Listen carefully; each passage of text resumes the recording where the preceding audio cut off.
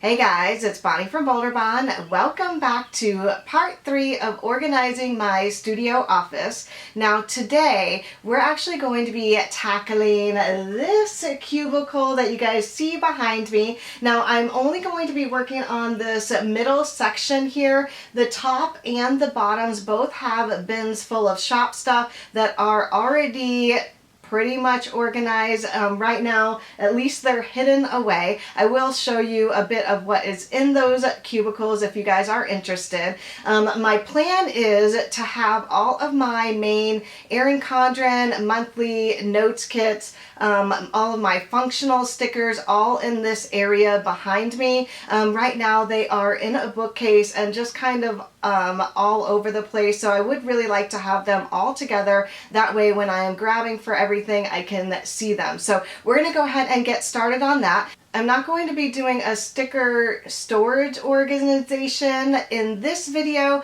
but I do plan on doing one soon. So definitely subscribe if you guys want to see that. So let's go ahead and move stuff around. All right, so I think what I'm going to do is actually remove everything from all of these cubes, clean them out, and then decide what I want to put back. I'm going to focus on getting all of the stickers over here first and then trying to make it look cute, but right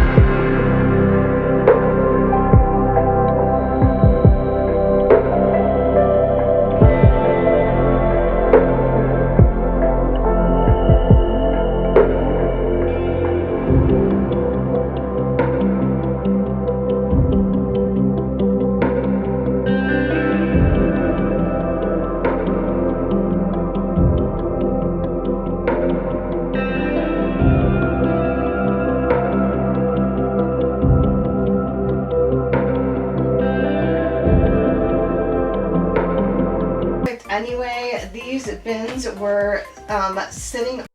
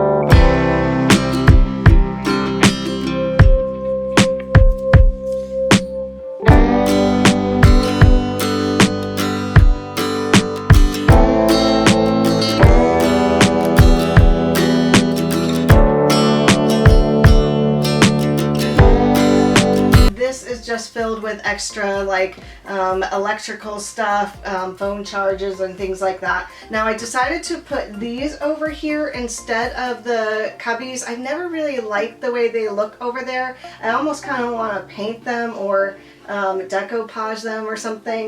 They don't really fit my decor, but they are super functional. I really just have like a bunch of extra pens and stuff in here, notepads, extra sticky file folder things. So I do like to have them. I just don't really care for the look of them. And I thought that having them down lower might help me not really look at them too much, but I do like them. Like I said, they are really nice and functional for all of my silhouette cutting machines, extra cutters, hole punchers, and things like that. So, all right, so this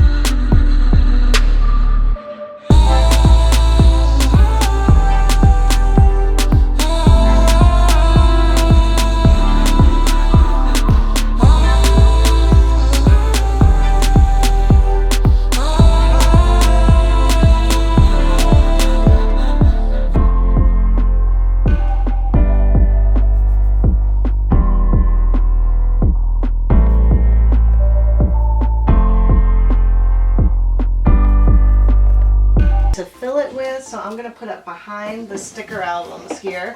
That way you don't see it. Perfect.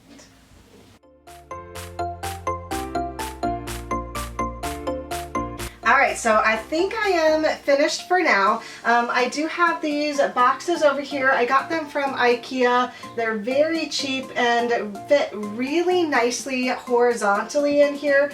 I'm going to use these to store all of the stickers from these binders. I don't have enough dividers for them yet, but I will be doing a video on that coming up next. So if you guys want to see that, make sure you subscribe. I did put my enamel pins here, which I am going to store behind them. Also, all of my laminated bookmarks, pencil boards, and dashboards are up here, so I'll be able to grab them easily. Down here I have the greeting cards. I just put this here to make it look a little cute because I do film behind here as well.